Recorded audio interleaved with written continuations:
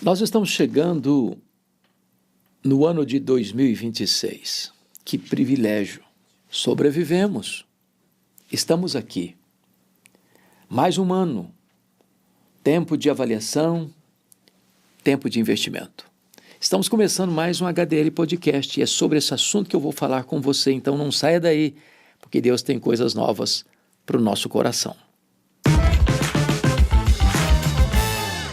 Ano novo, chegamos 2026, que maravilha, que bênção, que privilégio.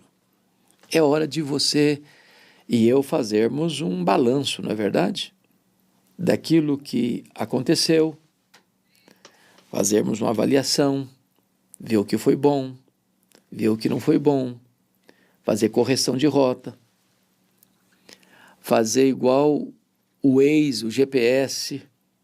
Se você errou o caminho, ele não fica dando bronca em você, mas diz, olha, vamos fazer uma revisão de rota, vamos pegar outra estrada, vamos corrigir a situação. E é hora também de fazer investimentos. Aquilo que não fizemos até hoje, criar novas oportunidades para a nossa vida. E eu quero pensar com você aquilo que Paulo disse aos Filipenses, dizendo no capítulo 3, no versículo 13, mais uma coisa eu faço, esquecendo-me das coisas que para trás ficam, prossigo para o alvo, para o prêmio da soberana vocação de Deus, as coisas que estão diante de mim. O que significa isso? Significa que eu não posso ficar preso ao passado. Tem muita gente que não avança na vida, porque está prisioneira das memórias, das reminiscências, das lembranças do passado. Quando eu olho para a vida de Paulo, se Paulo não tivesse sido trabalhado por Deus, ele poderia ter tido uma vida muito infeliz, porque ele foi um implacável perseguidor da igreja. Quando se matou Estevão, o protomártir do cristianismo, ele consentia na morte de Estevão, até guardou as vestes daqueles que estavam apedrejando Estevão. A Bíblia diz que ele entrava nas casas e arrastava para a prisão homens e mulheres. A Bíblia diz que ele entrava nas sinagogas, pressionando os cristãos, batendo neles, ameaçando-os de morte, encerrando-os no cárcere. A Bíblia diz que ele não só encerrou muitos cristãos em prisão, mas dava o seu voto quando muitos dos cristãos foram assassinados. Ele era um terror. Ele era um monstro social. Tudo isso como se estivesse prestando um serviço a Deus, sua cegueira espiritual. Agora esse homem é convertido. Talvez essas memórias pudessem atormentá-lo, perturbá-lo. Quanto sangue nas suas mãos, quantas mortes ele provocou, quantas pessoas ele mandou matar. Mas Deus libertou-o do passado. E ele diz, esquecendo-me das coisas que para trás ficam. Deixe o passado no passado. Porque se você não sepultar o passado no passado, ele vai se levantar como fantasma para perturbar você. Os divãs estão lotados de gente que nunca resolveu os dramas do passado, as feridas do passado. Talvez coisas horríveis que foram feitas. A Bíblia diz que Deus não leva em conta o tempo da ignorância, mas agora requer a todos os homens que se arrependam. Então, não importa o que aconteceu lá atrás, quão longe você foi, quão profundamente você caiu, quão gravemente você foi ferido, quantas pessoas você feriu. Quantas dores ainda latejam no seu peito. Quantos dramas existenciais você viveu. Desvios de rota. Caindo em abismos. Ferindo pessoas. Sendo ferida por elas. Decisões erradas. Decisões tresloucadas. Mas agora, você tem a oportunidade, a chance de afirmar como o apóstolo Paulo, esquecendo-me das coisas que para trás ficam. Porque hoje Deus tem para você novidade de vida. Hoje você não tem que viver no cárcere da culpa, atormentado todo dia pelo chicote da culpa. Hoje Deus quer quebrar essa camisa de força que oprime você, que massacra você, que atormenta você, que rouba a sua paz, que tira o seu sono, que joga você no fundo de um poço escuro, nauseabundo, mal cheiroso. Não, deixa o passado no passado. Sabe por quê? A Bíblia diz que o sangue de Jesus nos purifica de todo o pecado. Então não leve para este novo ano essa mochila pesada, esse fardo pesado. Jesus Cristo disse, vinde a mim, todos vós que estáis cansados e sobrecarregados, e eu vos aliviarei. Tomai sobre vós o meu jugo e aprendei de mim, porque sou manso e humilde de coração, e achareis descanso para a vossa alma. Não leve mais esse passado para o presente, porque ele pode roubar de você o seu presente. Eu sei que todos nós tropeçamos em muitas coisas, como diz Tiago. Eu sei que você não é uma pessoa perfeita, eu também não sou. Às vezes fizemos coisas que jamais gostaríamos de ter feito. Ficamos envergonhados. Às vezes a nossa consciência nos fere profundamente. Mas você não pode lidar com a sua própria culpa. Não tem terapia humana que resolva o problema da sua culpa. Não tem psicologia de autoajuda que possa livrar você desse tormento espiritual. Mas há um remédio eficaz. Se o Filho do Homem vos libertar, verdadeiramente sereis livres. Conhecereis a verdade vos libertará.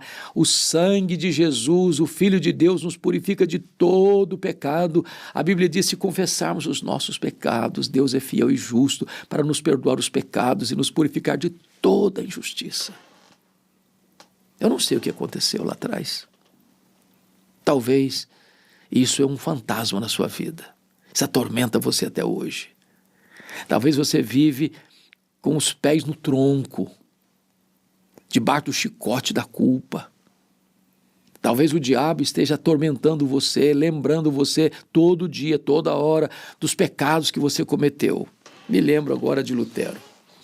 Lutero era um homem muito perturbado com a culpa, até o momento em que ele tem o descanso da sua alma, em que ele encontra alívio para o seu coração atormentado, quando ele descobre que o justo viverá pela fé. Aquilo foi uma libertação para ele, porque tinha medo da justiça de Deus, até que entendeu que a justiça de Deus é quem o cobria na justificação, do perdão completo, da imputação da justiça de Cristo, e aquilo foi um lenitivo para a sua alma, uma cura para a sua mente, uma libertação da sua alma. Certa feita, num sonho, Satanás apareceu para ele com a longa lista de pecados que Lutero havia cometido. E o acusador dizia para Lutero, você fez isso, e você fez aquilo, e você fez aquilo outro, e foi desfilando todos os pecados que de fato Lutero havia cometido, tentando acusá-lo e atormentá-lo. No sonho, Lutero disse, é verdade, eu fiz tudo isso, é verdade, tudo isso eu fiz. Mas você esqueceu, Satanás, de colocar uma coisa aí, é que o sangue de Jesus me purifica de todo o pecado. Aqui está a libertação, aqui está a cura da memória, aqui está a restauração das reminiscências amargas, Você não deve levar para 2026 esse fardo pesado que você não aguenta carregar, que tem esmagado você, atormentado você até hoje, esquecendo-me das coisas que para trás ficam. Bom, se você não vai levar essa bagagem para 2026, se você vai deixá-la ao pé da cruz, como John Bunyan muito bem posicionou no seu livro O Peregrino, do caminho para o céu, aquele fardo pesado, atormentado, montanhas íngremes, pinguelas estreitas, pântanos lodacentos, desertos áridos, até o momento que ele encontra com a cruz. E o fardo sai das suas costas e ele fica livre. Livre. Então, Deus quer que você avance para o novo ano como uma pessoa livre. Não por uma autolibertação. Não por você entrar nas cavernas da sua alma, como que você fazendo uma incursão para dentro de você mesmo, para você mesmo se libertar. Não com a psicologia de autoajuda, é a ajuda do alto. Se Jesus libertar você, você vai ficar livre. Mas agora é hora de fazer novos propósitos. Então Paulo diz que ele prossegue para frente, para o alvo da soberana vocação de Deus, avançando para as que diante de mim estão, prossigo para o alvo, para o prêmio da soberana vocação de Deus em Cristo Jesus. Agora é um desafio. São novas oportunidades, são novos projetos. Quem sabe você faça aquilo que li certa feita num livro, As Primeiras Coisas Primeiro. Dá uma reordenada na sua vida, na sua agenda. E quando você vai colocar as primeiras coisas primeiro vem Deus, depois seu cônjuge, depois seus filhos, depois seus irmãos, depois seus amigos, depois as coisas. Porque nessa sociedade de valores invertidos, as pessoas esquecem de Deus, amam o dinheiro e usam as pessoas. Quando nós fomos chamados para adorar a Deus, amar as pessoas e usar as coisas. Talvez Deus tenha sido jogado para a lateral da sua vida. Talvez você só pense em Deus no aperto. Talvez você só sabe orar quando o calo aperta. Talvez tenha muito tempo que você não vai mais à casa de Deus para se reunir com seus irmãos, para adorar a Deus. Você está ocupado demais para ocupar-se com Deus. Você está correndo demais para orar a Deus. Deus não faz parte da essência da sua vida. Quem sabe hoje você possa corrigir isso, corrigir essa rota e buscar em primeiro lugar o reino de Deus e a sua justiça, para que as demais coisas se encaixem e sejam acrescentadas. Quem sabe hoje você possa amar a Deus sobre todas as coisas, com toda a sua força, de toda a sua alma, de todo o seu entendimento, e você viver uma vida de fato cristocêntrica. Porque assim diz a Bíblia, para mim o viver é Cristo, diz Paulo, e o morrer é lucro. Porque Deus é tudo que eu tenho. Por isso o salmista no Salmo 73, Asaf, depois de uma crise existencial, ele diz que Deus é o seu tesouro, Deus é a sua herança, é tudo que ele tem no céu, é tudo que ele tem na terra. Se você tem Deus, você tem tudo.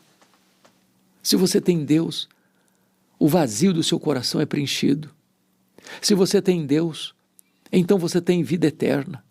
Se Jesus é o centro da sua vida, então você tem plenitude de vida, ainda que diante das lutas da sua carreira cristã. Então, quem sabe é hora de você investir também no seu casamento. Se você não é casado, está na hora de você orar a Deus, pedir para Deus um cônjuge. Se você é casado, invista no seu casamento. Porque a Bíblia diz que a mulher que é prudente, que é sábia, que é virtuosa, vale mais do que finas joias. Muitas pessoas têm muito dinheiro, mas têm um casamento fracassado. Há outras pessoas que nem têm tanto dinheiro, mas têm um casamento feliz. E você pode ter um casamento feliz. Invista no seu casamento, invista no seu cônjuge. Invista nos seus filhos. Cria-os na disciplina e na admoestação do Senhor. Seja exemplo para eles. Ande com eles. E ensine a eles no caminho, não apenas o caminho. Invista nos seus relacionamentos. Ame pessoas, cuide de gente. Você quer ter amigos? Seja amigo.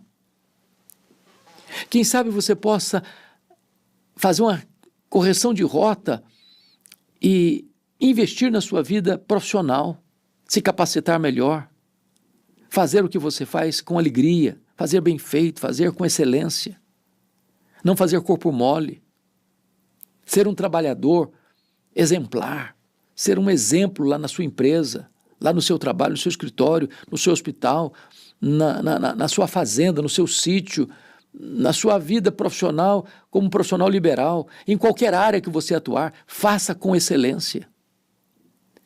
Agora é um tempo de não só deixar o passado do passado, mas olhar para o presente e dizer, eu vou ser um homem melhor, uma mulher melhor, um marido melhor, uma esposa melhor, um filho melhor, uma filha melhor. Eu vou ser um profissional melhor, eu vou ser um vizinho melhor, eu vou ser um parente melhor, eu vou ser um cristão melhor. A vida é feita de propósitos. Precisamos ter propósitos na vida para não deixar a vida nos levando, empurrando a vida com a barriga. Então, deixa o passado no passado, mas pegue o presente. São oportunidades que Deus está lhe dando. Mas faça isso com gratidão. Não faça como o povo de Israel no deserto, que murmurava e murmurava e murmurava e nunca agradecia, e poucas vezes agradecia. Agradeça a Deus. Você está vivo. Seus olhos enxergam, seus ouvidos escutam. Seu coração está batendo. Seus pulmões levam ar para dentro de você, seus rins filtram as impurezas do seu corpo. Seus braços trabalham, suas pernas se movimentam. Você tem uma casa para morar, você tem uma cama para dormir. Você tem uma mesa com pão com fartura. Você tem um lar, você tem alguém para receber você depois de um dia de trabalho ou de uma viagem. Você tem a igreja do Deus vivo, você tem Jesus como seu salvador pessoal. Então, não viva a vida murmurando, reclamando, azedo, amargo. Está na hora de você celebrar a vida. A vida é um presente de Deus. Diga como salmista, este é o dia que o Senhor fez, alegremo-nos e regozijemo-nos nele. 2026 é um tempo único. Único. Nunca houve um igual, jamais haverá outro semelhante. Entenda isso, as portas de Deus são oportunidades. A Bíblia diz, Ele é aquele que abre portas e fecha portas. A porta que Deus abre, ninguém fecha. A porta que Deus fecha, ninguém abre. São oportunidades, ou você aproveita, ou você perde as oportunidades. Quem sabe, neste novo ano, você estabeleça prioridades, metas a serem alcançadas na sua vida espiritual, na sua vida familiar, na sua vida profissional, na sua vida emocional, na sua vida espiritual. Quem sabe você está me ouvindo aí, foi criado no Evangelho, mas se afastou. Está precisando voltar. Talvez você que está me ouvindo aí, nunca entrou numa igreja. Quem sabe você entre agora. Busque a Deus. Deus tem sido tão generoso com você. As bênçãos da graça comum estão assistindo você. Você tem saúde, você tem inteligência, você tem prosperidade, você é bem-sucedido. De onde vem tudo isso? É do Pai das luzes que vem toda boa dádiva. Então seja grato. Coloque no seu coração o propósito de andar com Deus. O propósito de ser uma bênção na vida das pessoas. Aprenda a ser generoso. Aprenda a distribuir um pouco do muito que Deus tem lhe dado. Seja amável com as pessoas, seja amável no trato. Deixe a rispidez de lado, deixe a amargura de lado, as palavras duras de lado. Deixe os hábitos, os costumes, as manias, as idiosincrasias, os vícios para trás. É uma oportunidade de começar este novo ano com novos hábitos, com novas maneiras, com novas atitudes, com novas posturas, com novos compromissos. De não repetir os mesmos erros. De não desperdiçar as oportunidades que Deus coloca diante de você. Bom, é isso. Ano novo, tempo de avaliação e de investimento. E eu espero, sinceramente, que esta postura do apóstolo Paulo de esquecer o passado, de olhar para o futuro, de aproveitar o presente e de caminhar na direção do plano de Deus, do projeto de Deus, seja absorvido pelo seu coração. Porque isso é um tempo precioso e tempo não volta mais. O tempo perdido não volta mais. Dinheiro você perde, ganha de novo, mas tempo não tem como remir. Tirar de lá e trazer para cá. É preciso viver com sabedoria. Por isso, o salmista diz, ensina-nos a contar os nossos dias. Remir o tempo, porque os dias são maus. E a minha expectativa e oração é que este ano de 2026 seja o melhor ano da sua vida, da sua história, das grandes decisões que você vai tomar na presença de Deus, para a glória de Deus, para abençoar o seu coração, a sua família, a sua parentela, a sua comunidade, a sua igreja, lá no seu trabalho. Você vai ser um influenciador, um abençoador, um José do Egito, que onde chega o ambiente muda para melhor. Deus abençoe você, Deus abençoe sua família. Feliz 2026. Bom, se você tem alguém para enviar essa mensagem, se você acha que ela é oportuna para alguém, envie essa mensagem para outras pessoas. Se você não está ainda inscrito no meu canal aqui, faça isso, me ajude a levar essa mensagem para muitas outras pessoas. Grande abraço, feliz 2026.